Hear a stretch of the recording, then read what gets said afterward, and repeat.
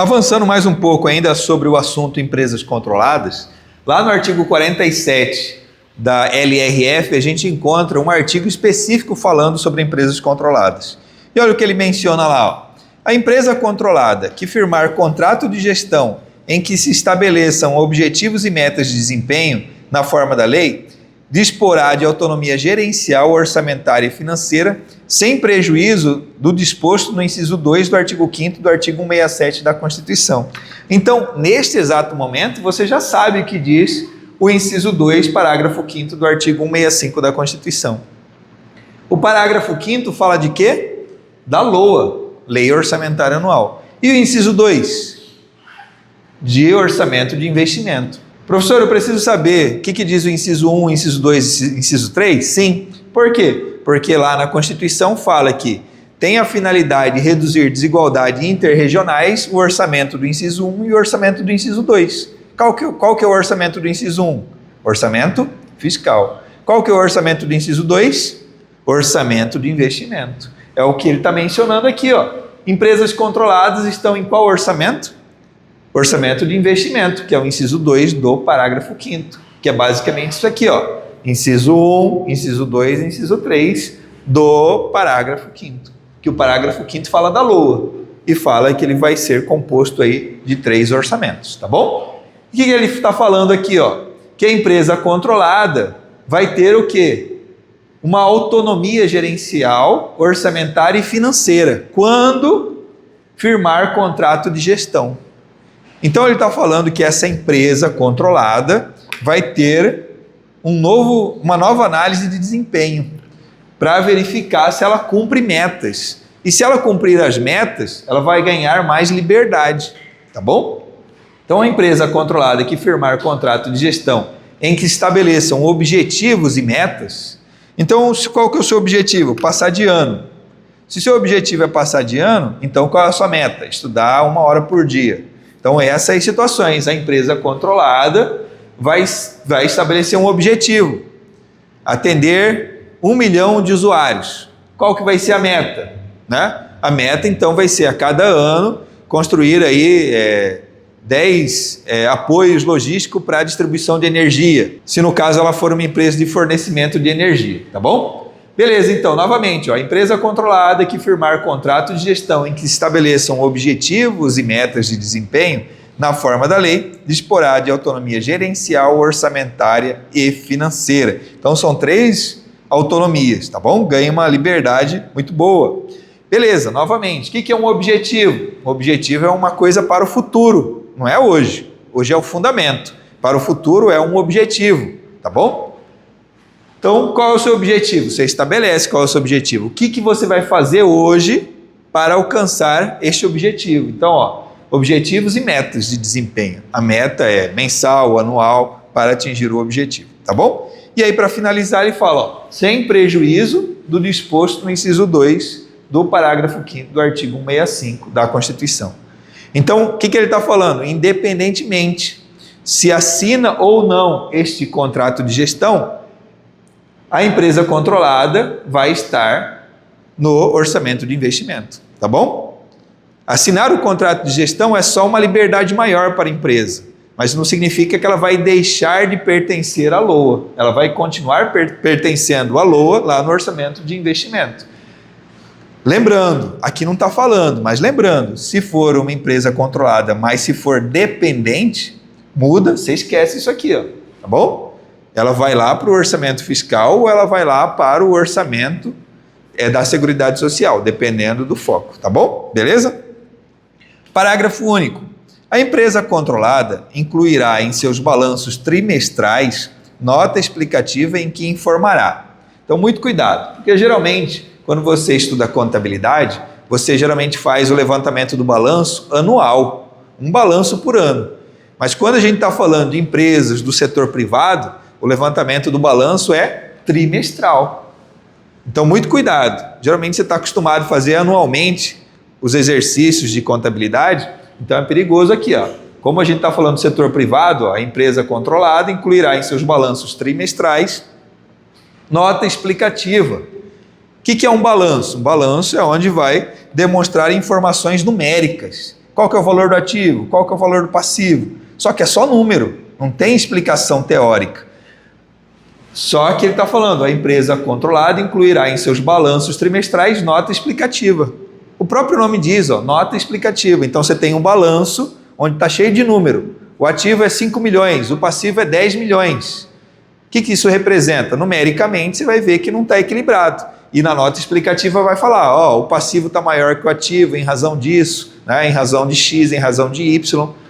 Por que ele tem que ter a nota explicativa? Porque eu tenho um contrato de gestão onde eu estabeleci objetivos e metas. Então, a nota explicativa vai tentar relacionar as informações do balanço com os objetivos e metas de desempenho, tá bom? Então, ó, a empresa controlada incluirá em seus balanços trimestrais nota explicativa em que informará fornecimento de bens e serviços ao controlador. Quem que é o controlador? Controlador é o ente federado que tem a maioria do capital social com direito a voto, tá bom? Então, quando a controlada fornece bens e serviços para o controlador, ou seja, para o ente federado, ele tem que colocar isso em nota explicativa, com respectivos preços e condições, comparando-os com os praticados no mercado. Por que ele tem que colocar isso aqui, ó, comparando-os com os praticados no mercado? Porque a empresa estatal, ela sempre tem que seguir as regras do mercado. Ela não pode querer vender o produto mais barato que o setor privado regular. Por que ela não pode fazer isso? Porque se ela fizer isso, ela quebra o setor privado na essência, tá bom? Então, comparando-os com os praticados no mercado. 2.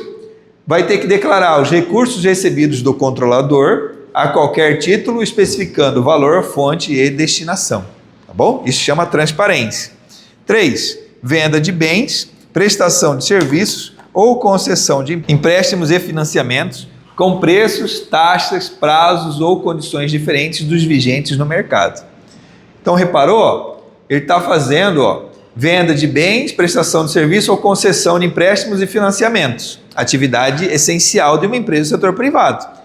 Só que ele tem que declarar se esses preços, taxas, prazos e condições são iguais ou diferentes dos vigentes no mercado. Então, se é diferente, ele vai ter que explicar. Por quê? Porque ele tem que, em regra, seguir o mercado. Por quê? Porque ele é setor privado, tá bom? Apesar de pertencer à administração pública, ele é setor privado. Por isso que vem o nome empresa, tá bom? Não vem com o nome órgão da administração pública, vem com o nome empresa. Então, portanto, se ele praticar um preço diferente do vigente no mercado, ele tem que incluir essa informação na nota explicativa. E fazendo um paralelo com coisas que a gente já estudou, a gente vai agora lá para o artigo 37, parágrafo 8º da Constituição. Lá no artigo 37, parágrafo 8º da Constituição, eu vou dar ênfase primeiro aqui, ó, nesse trechinho aqui, ó, incluído pela emenda constitucional 19 de 98. Vocês lembram dessa emenda constitucional 19 de 98? Ela, no seu artigo 30, estabeleceu um prazo para a criação da LRF. Ela falava lá no artigo 30, em 180 dias deve ser enviado o projeto de lei da LRF, né? O projeto de lei relacionado às finanças públicas. Então, esta emenda constitucional, a 19 de 98, como eu expliquei para vocês anteriormente, fez a reforma administrativa. E ela, na Constituição, incluiu o princípio da eficiência. Lá no artigo 37, conhecido como LIMP, legalidade, impessoalidade, moralidade, publicidade e eficiência. Esse eficiência, ele veio trazer a administração pública gerencial. Então, antes eu tinha administração pública patrimonialista, depois eu fui para a administração pública burocrática e, por fim, a administração pública gerencial. A administração pública gerencial foi oficialmente constituída na Constituição através da emenda constitucional número 19 de 98. E se eu estou falando de parte gerencial, eu estou falando sobre melhoria de desempenho. E aí surgiu o artigo 37, parágrafo 8º. Esse artigo 37, parágrafo 8º, deu origem ao artigo 47 da LRF, que a gente estudou agora mesmo, tá bom? Então vamos ler o que diz o artigo 37, ó. Autonomia gerencial, orçamentária e financeira. A gente já viu esse trio? Já viu em algum lugar? Já vimos no artigo 47. Olha o que ele diz aqui, ó. A empresa controlada que firmar contrato de gestão em que se estabeleçam objetivos e metas de desempenho na forma da lei disporá de quê? Autonomia gerencial, orçamentária e financeira, tá bom? Então, voltando lá no 37, ele diz, ó, a autonomia gerencial, orçamentária e financeira dos órgãos e entidades da administração pública direta e indireta, então, toda a administração pública, poderá ser ampliada mediante contrato, ok? No nosso caso específico, lá do artigo 47 da LRF, a gente está falando de entidades, lá da administração indireta, mais especificamente, ou da empresa pública ou de sociedade de economia mista. Você viu que a gente está afunilando? Lembra lá do desenho da administração direta de um lado e administração indireta do outro? Na administração indireta nós temos 4 tipos: autarquias, fundações, empresa pública e sociedade de economia mista, ok? Que são as entidades. Só que quando a gente fala do artigo 47 da LRF, que é esse aqui, a gente está falando só da empresa pública ou da sociedade de economia mista, que são as empresas controladas, tá bom? Aqui, como é a Constituição, ele está falando de todo mundo, de órgão, de entidade. Então, ó, a autonomia gerencial, orçamentária e financeira dos órgãos e entidades da administração direta e indireta poderá ser ampliada mediante contrato a ser firmado entre seus administradores e o poder público, que tenha por objeto a fixação de metas de desempenho para o órgão ou entidade, cabendo a lei dispor sobre. Ok? Então viram aí, ó, que tenha por objeto a fixação de metas de desempenho para o órgão ou entidade. Então ele vai forçar que aquele órgão ou que aquela entidade evolua do ponto de vista de gestão, para que ela apresente um melhor resultado. Tá bom? Cabendo a lei dispor sobre. Então vai surgir uma lei. Aí vamos misturar os assuntos agora. No começo das nossas aulas eu falei lá sobre norma de eficácia plena, norma de eficácia contida e norma de eficácia limitada. Então ele fala, cabendo a lei dispor sobre. Então, no dia que foi publicada a emenda constitucional 19 de 98, tinha ou não tinha essa lei? Não tinha essa lei. Porque ele está falando, cabendo a uma lei dispor sobre. Então vai ser criada uma lei a respeito do assunto. Então isso aqui não é norma de eficácia plena. Quando tem uma lei, ou é norma de eficácia contida, ou é norma de eficácia limitada. Tá certo? Beleza? Então essa lei vai falar sobre o prazo de duração do contrato, os controles e critérios de avaliação de desempenho, tá bom? Então, ó, prazo de duração do contrato. Que contrato? O contrato que foi assinado, que deu autonomia gerencial, orçamentária e financeira, ok? Os controles e critérios de avaliação de desempenho. Como assim avaliação de desempenho? Eu não assinei um contrato de gestão, né? Que ele falou aqui, lá no artigo 47, ó, ele fala aqui, ó, empresa controlada que firmar contrato de gestão. Então esse contrato de gestão aqui vai ser assinado, onde vai ser estabelecido objetivos e metas. Então eu preciso avaliar esse objetivo, eu preciso avaliar esta meta. Então controles e critérios de avaliação de desempenho, dos objetivos e das metas, tá bom? Direitos, obrigações e responsabilidades dos dirigentes. Quem que assinou? Os dirigentes, né? O administrador responsável, então ele tem que ter direito, ele tem que ter obrigação, ele tem que ter responsabilidade. Quando você assina um contrato, tudo isso tem que ser declarado. Qual que é o papel do administrador para melhorar o desempenho da empresa? Qual que é o papel de cada integrante para atingir o objetivo, né, para você realizar a meta, tá bom? E por último, a remuneração do pessoal. E aí surge uma característica muito comum, né, que foi incluída aí pela reforma administrativa e pelo princípio da eficiência, que é a palavra produtividade. Ou seja, se você quer atingir um objetivo e uma meta, como que você incentiva o seu colaborador? Através de uma declaração, né, clara de como será o pagamento deste colaborador. Ó, se você atinge determinada meta, aumenta em 15% a sua remuneração. Se você atinge a meta 2, aumenta em 20%. E aí você deixando bem claro como é a forma de remuneração do pessoal, você, ao mesmo tempo, aumenta a sua chance de atingir o objetivo, ao mesmo tempo você contribui para um melhor ambiente organizacional, considerando que os servidores, os funcionários, ficarão mais animados e saberão a regra, né? Então, atingir o objetivo, automaticamente atinge uma melhor remuneração. Tá bom? Avançando mais um pouco, aqui eu trouxe para vocês a lei, ó, Lei 13.934. Que lei que é essa? Ó? Vou voltar aqui. Ó. A gente não visualizou aqui, ó, cabendo a lei dispor sobre. Então, ó, eu não falei que teria que ter uma lei para falar sobre o assunto?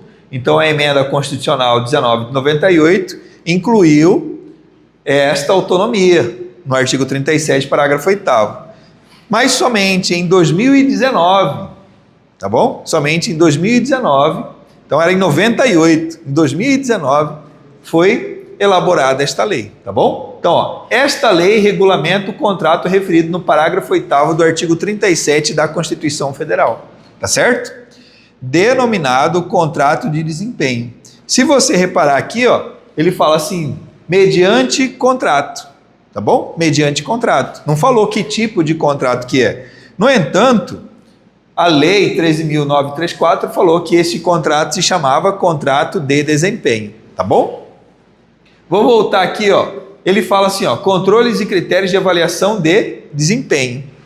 No entanto, quando você fala de LRF, não é contrato de desempenho, é contrato de quê?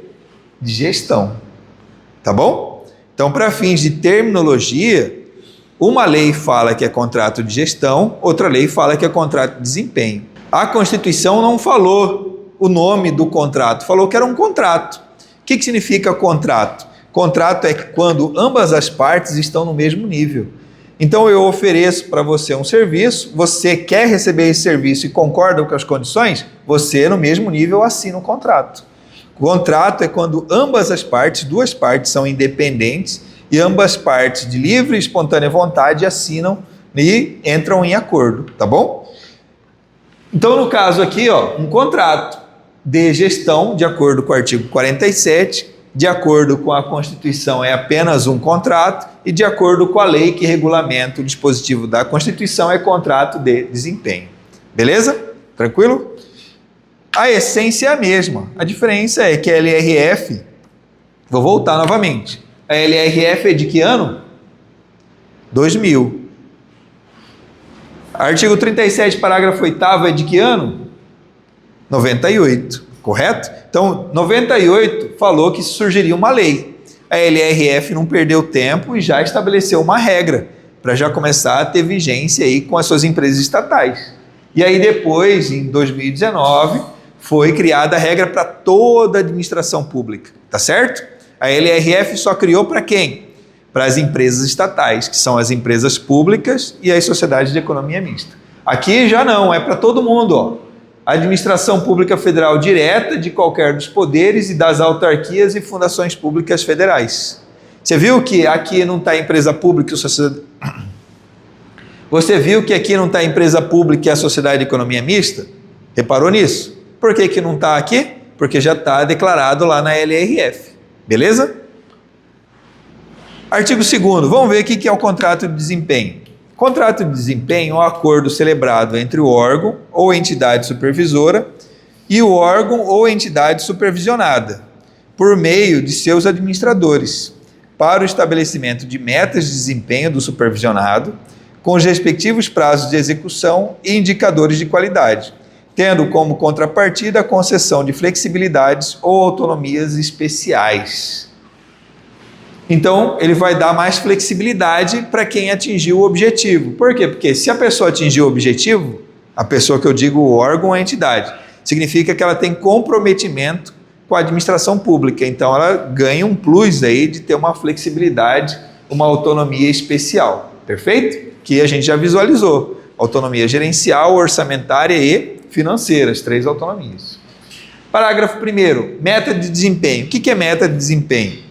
É o nível desejado de atividade ou resultado, estipulado de forma mensurável e objetiva para determinado período. Então, quando eu falo de meta, eu tenho que quantificar isso. Então, exemplo, o PPA chega e fala assim, o objetivo é melhorar a saúde da população. Ok. Como que eu melhoro a saúde da população? Aí vem lá, estabelecendo a meta. Meta. Construir 100 hospitais por ano.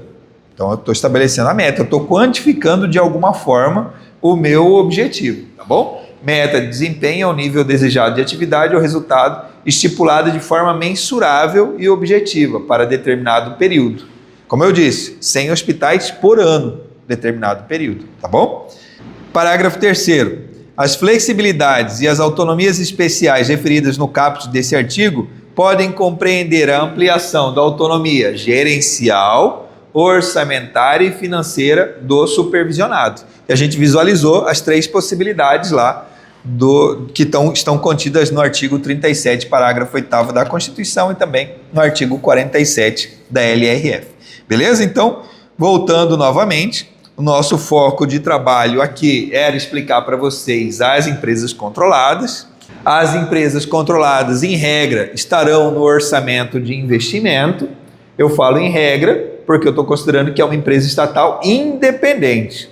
Se ela for uma empresa estatal dependente, ou ela vai ser do orçamento fiscal ou do orçamento da Seguridade Social. Ela é dependente por quê? Porque ela depende do dinheiro público. Daqui a pouco a gente vai aprofundar um pouquinho mais sobre o conceito oficial disso, mas uma explicação resumida para a gente entender. Então, empresa controlada, em regra, orçamento de investimento.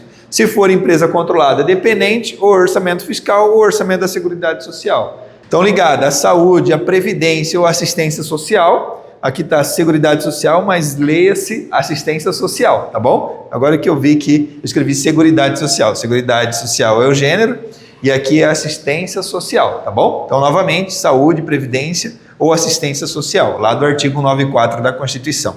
Então, se a empresa estatal controlada estiver relacionada à saúde, previdência social ou à assistência social, ela estará localizada no orçamento da Seguridade Social. Se não estiver vinculada a nenhum desses 3, saúde, previdência social ou assistência social, ela vai ser do orçamento fiscal, tá bom? Beleza? Mostrei para vocês o que é controle direto e indireto. Falei para vocês que a LRF tem um artigo específico falando das empresas controladas, que assinam um contrato de gestão e que ganham autonomia orçamentária, financeira e gerencial, beleza? E aí eu trouxe como complemento o artigo 37, parágrafo 8º, que é a origem do artigo 47, e também trouxe a lei 13.934, que fala do contrato de desempenho para, no caso, os outros órgãos e entidades da administração pública, exceto aquelas mencionadas lá na LRF, beleza?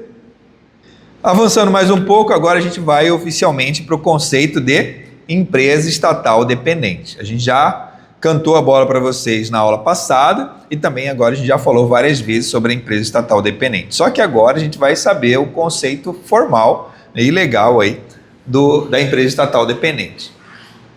Então, a empresa estatal você já sabe, pertence ao governo. Dependente você já sabe, depende de dinheiro público. E o que é depender de dinheiro público? Então vamos lá. Ver palavrinha por palavrinha. Empresa. Se falou empresa, você sabe que é ou empresa pública ou sociedade de economia mista. Perfeito? Então, empresa controlada. O que significa controlada?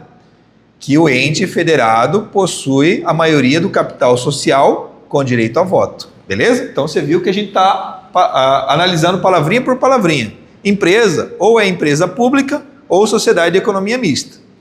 Controlada. O ente federado possui a maioria do capital social com direito a voto. Então, empresa controlada que receba do ente controlador. Quem que é o ente controlador? A União, o Estado, o Distrito Federal, o município. É quem entrega o dinheiro, tá certo? Quem entrega o dinheiro. É quem elabora a LOA. Quem que elabora a LOA? Ou a União, ou o Estado, ou o Distrito Federal, ou o município. Beleza? Então, quem elabora a LOA é que vai mandar dinheiro para a empresa controlada.